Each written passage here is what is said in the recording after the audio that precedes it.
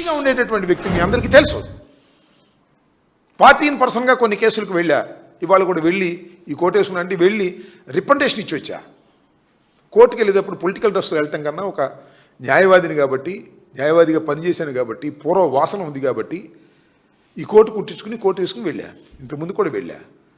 ఎందుకు చెప్పదలుచుకున్నానంటే, ఒక న్యాయవాదిని, మాజీ మంత్రిని, సీనియర్ పొలిటీషియన్ని, 40% ఉన్నటువంటి ఓట్ బ్యాంకు ఉన్నటువంటి రాజకీయ పార్టీకి చెందినటువంటి వ్యక్తిని, అంతకుముందు అధికారంలో ఉన్నటువంటి పార్టీకి చెందిన వ్యక్తిని నాకే ఇలా జరిగితే గాలికి ఎలా వదిలేస్తాను చెప్పండి? ధర్మమేనా ఇది? న్యాయ పోరాటం చేయవలసిందే కదా అనేటువంటి ఒక పట్టుదలతో న్యాయ పోరాటం చేయాలనే ఉద్దేశంతో ఈ కార్యక్రమాలన్నీ కూడా మా లీగల్ సెల్ సుధాకర్ రెడ్డి గారు, సుదర్శన్ రెడ్డి గారు వాళ్ళ యొక్క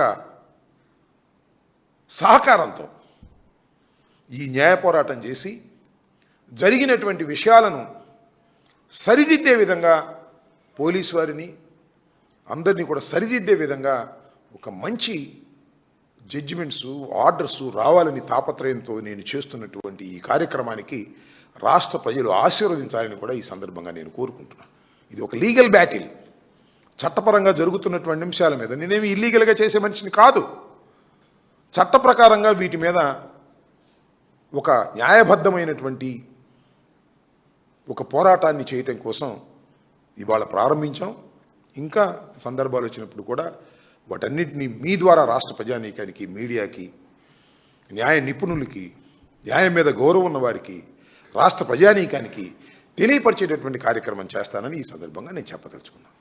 థ్యాంక్ యూ.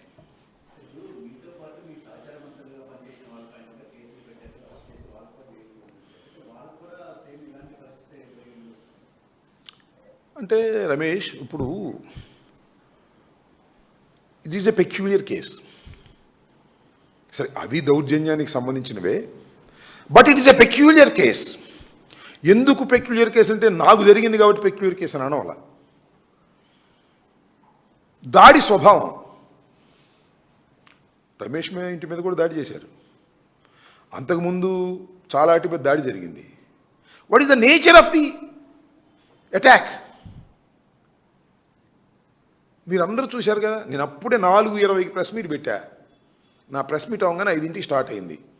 ఆల్ కెమెరాస్, అన్ని మీడియా ఛానల్స్ అక్కడే ఉన్నాయి. అన్ని మీడియా ఛానల్స్ నా ప్రెస్ మీట్ అవ్వగానే జరిగినటువంటి దాడి ఇమీడియట్గా అన్నీ అక్కడే ఉన్నాయి. అన్ని లైవ్లు చూపిస్తున్నాయి.